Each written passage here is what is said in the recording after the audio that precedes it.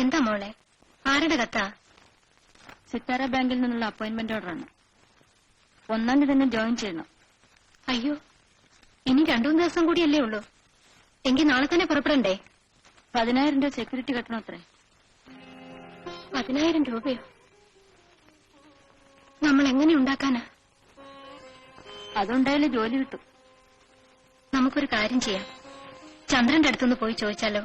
വേണ്ടമ്മേ, ഇനി അവിടെ പോകാൻ എനിക്ക് കഴിയില്ല.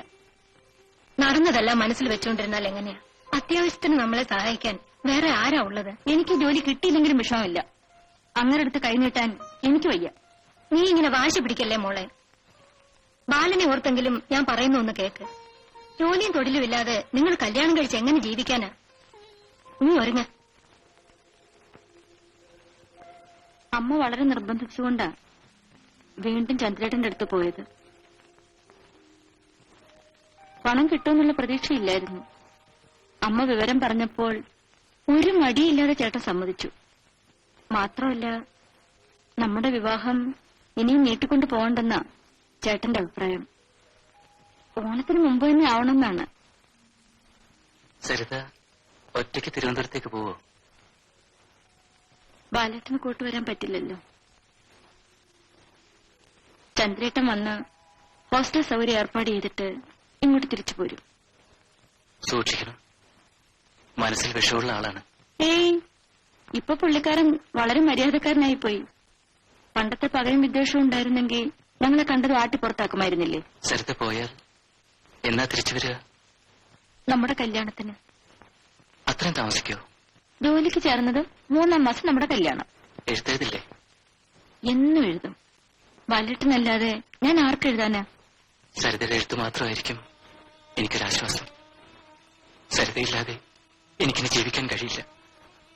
സരിതയില്ലെങ്കിൽ ഞാനിനി ജീവിക്കില്ല. എന്താ ബാലേട്ട, അങ്ങനെയൊന്നും പറയരുത്. ബാലേട്ടൻ എന്നെ വിശ്വാസമില്ലേ? എനിക്കെന്തോ പേടി തോന്നുന്നു.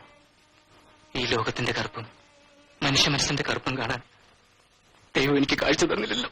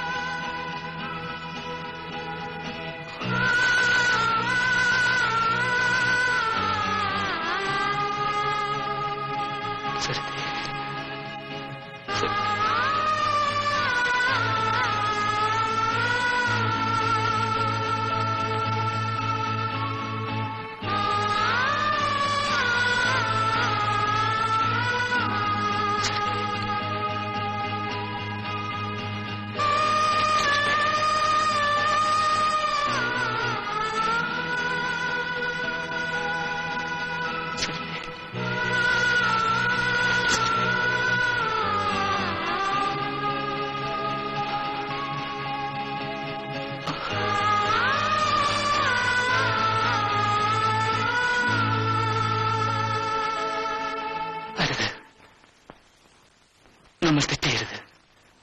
ഒരിക്കലും തിരുത്താനാവാത്ത ഈ തെറ്റ് നമ്മൾ ചെയ്യരുത്. കതിർ മണ്ഡപത്തിൽ വെച്ച് ഞാൻ താലി കെട്ടുന്ന പെൺകുട്ടി തികച്ചും പരിചയമുള്ളവളായിരിക്കണം.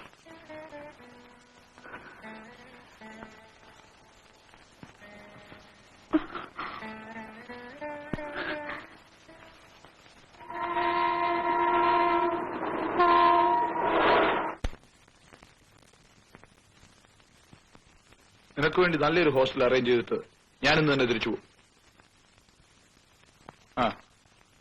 ഞാൻ പുറത്തുപോയി വരുന്നതിനുള്ളിൽ നീ കുളിച്ച് തയ്യാറാവാം. ശരി. കഥക് ഭദ്രമായി അടച്ചേക്കണം. വല്ല തെണ്ടി പിള്ളേരൊക്കെ ഒന്ന് മുട്ടിയാൽ തുറക്കരുത്. സാധാരണ ലോഡ്ജിലൊക്കെ നടക്കുന്നത് കേട്ടിട്ടുണ്ടല്ലോ.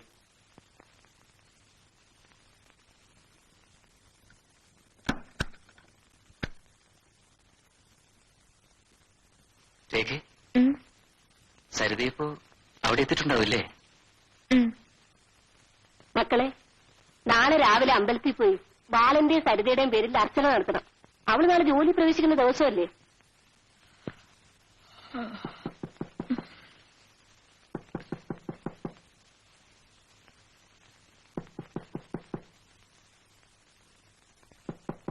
ആരാ? ഞാനാണ്. ആരാന്ന്? വാതിൽ തുറക്കണേ.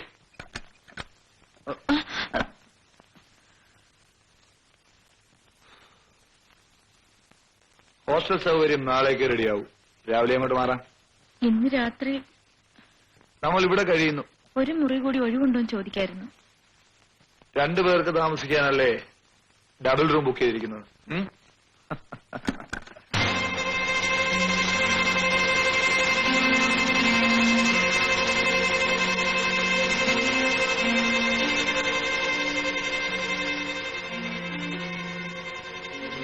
നീ ആഹാരം ഒന്നും കഴിച്ചില്ലേ? കഴിച്ചു. എങ്കി വാ, നേരെ ഒത്തിരിയായി, നമുക്ക് കിടക്കാം. അയ്യോ, എന്നെ വിട്ടു. നിന്റെ ചേച്ചിയെ കെട്ടുമ്പോഴും എന്റെ മനസ്സ് നിറയെ നീയായിരുന്നു. നിനക്ക് വേണ്ടി 15,000 രൂപ ബാങ്കിൽ കെട്ടിയത് ഒരിക്കൽ എന്നെ ധിക്കരിച്ച നിന്നോടുള്ള കാരുണ്യം കൊണ്ടൊന്നുമല്ല. ബഹളം വെക്കാതെ എന്നെ അനുസരിക്കുന്നതാ നല്ലത്. എന്നെ കൊന്നാലും ഞാനതിനെ അനുവദിക്കില്ല. വാടി ഇവിടെ, നിന്നെ പറ്റി എല്ലാം എനിക്കറിയാൻ വേണ്ടി.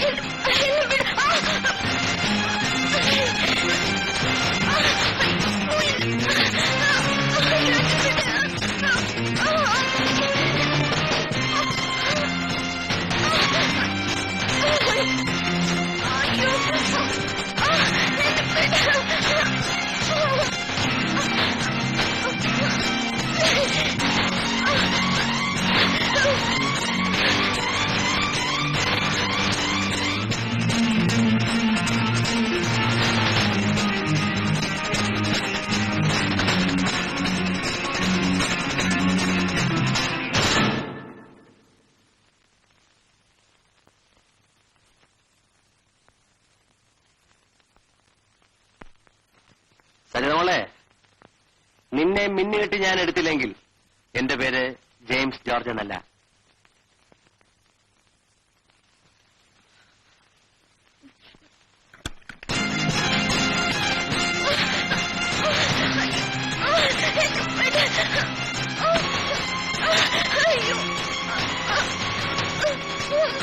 ചന്ദ്രശേഖരൻ, അവരെ ഉപദ്രവിക്കരുത്. വിട്ടേക്കൂ. ഇതെന്റെ ഇഷ്ടമാണ്. ചോദിക്കാൻ നീ ആരാടാ? അവരെന്റെ മുറിയിൽ അഭയം തേടി വന്നതാണ്. ഇവൾ എന്റെ അനുജത്തിയാണ്. ഒരു ചേട്ടന്റെ പെരുമാറ്റമല്ലല്ലോ നിങ്ങൾ കാണുന്നത്. ഞാൻ തോന്നിയ പോലൊക്കെ ചെയ്യും. നിനക്കതിലൊരു കാര്യവുമില്ല. ഉണ്ട്. അവരെ വിടൂ. വിടാൻ